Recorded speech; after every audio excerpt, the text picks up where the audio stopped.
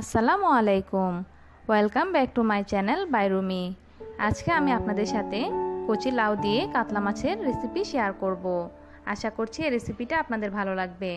যদি ভালো লাগে তাহলে আপনারা বাসায় ট্রাই করবেন। চলুন দেখে নিই তরকারিটা রান্না করতে আমাদের কি কি ইনগ্রেডিয়েন্টস লাগছে। তরকারিটা রান্না করতে আমি একটি গোটা লাউকে ভালোভাবে ধুয়ে টুকরো করে কেটে নিয়েছি। লাউগুলো কাটার পর আমি আর ধোবো না। আর নিয়ে নিয়েছি পেঁয়াজ কুচি, কাঁচামরিচ ফালি, আদা রসুন বাটা 2 টেবিল চামচ। উপকরণের মধ্যে নিয়ে নিয়েছি হাফ টেবিল চামচ হলুদ গুঁড়া, হাফ টেবিল চামচ মরিচ গুঁড়া, হাফ টেবিল চামচ লবণ, হাফ টেবিল চামচ ধনে গুঁড়া, হাফ টেবিল চামচ জিরা গুঁড়া। আর নিয়ে নিয়েছি কাতলা মাছ। কাতলা মাছগুলো আমি ভালোভাবে ধুয়ে লবণ, হলুদ আর মরিচ গুঁড়া মাখিয়ে নিয়েছি। এখন মাছগুলো আমি ভেজে নিব। মাছগুলো ভাজার জন্য ফ্রাই প্যানে আমি পর্যাপ্ত পরিমাণ তেল দিয়ে দিয়েছি। তেলটা যখন গরম হয়ে এসেছে তখন আমি দিয়ে দিচ্ছি কাতলা মাছগুলো।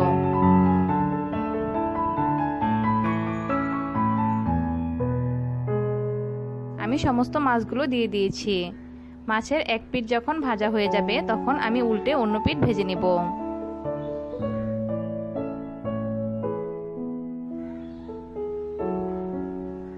আমার সমস্ত মাছগুলো ভাজা হয়ে গেছে। এখন আমি তরকারিটা রান্না করে ফেলবো। চুলায় একটি পাত্র বসিয়ে দিয়েছি। এখন দিয়ে দিব পেঁয়াজ কুচি। আমি এখানে হাফ কাপ পেঁয়াজ কুচি ব্যবহার করেছি। এখন দিয়ে দিব সয়াবিন তেল।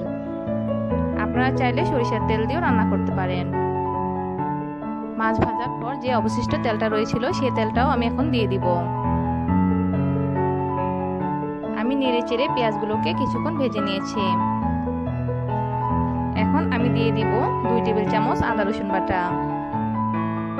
আদা রসুন বাটা দিয়ে আমি নেড়ে চেড়ে কিছুক্ষণ ভেজে নিব। এর ফলে আদা রসুন বাটার কাঁচা গন্ধটা চলে যাবে।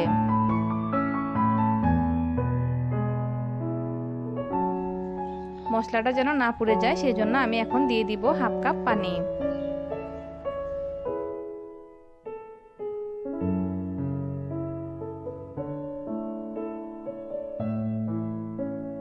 এখন আমি দিয়ে দিব আগে থেকে রেখে দেওয়া সমস্ত গুঁড়া মশলাগুলো। গুঁড়া মশলাগুলো দিয়ে আমি নেড়ে চেড়ে মশলাটাকে কিছুক্ষণ কষিয়ে নেব।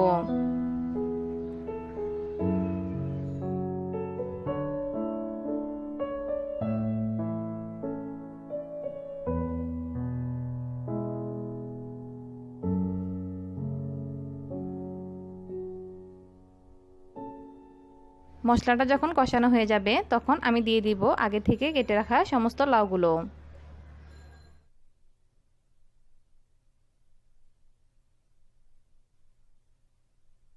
এখন আমি নেড়ে চেড়ে সমস্ত তরকারিগুলো কিছুক্ষণ কষিয়ে নেব।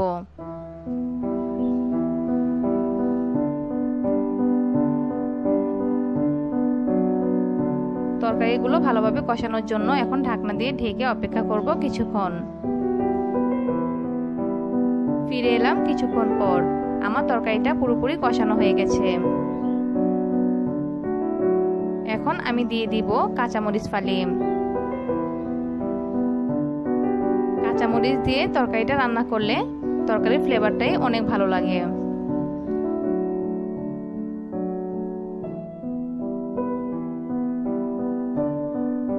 এখন আমি দিয়ে দিব তরকারিতে ঝোল। আমি এখানে 4 কাপ পানি ব্যবহার করছি।